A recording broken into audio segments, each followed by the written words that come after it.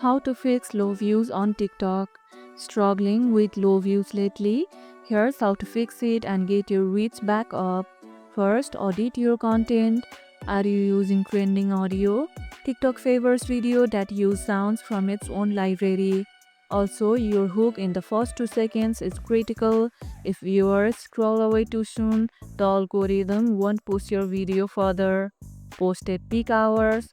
Early morning and late evening are prime times. Hashtags matter too. Use a mix of popular and niche ones relevant to your content. Try hashtag FYP combined with 2-3 topic specific tags. Head to your analytics in the creator tools section and check your audience retention. If viewers drop off early, try shorter, faster paced video. Avoid deleting low performing videos too often.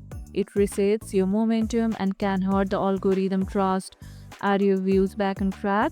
Let me know in the comments below. And if this video helped, hit the like button, share it, subscribe and leave a comment. Thanks for watching and I'll see you in the next one.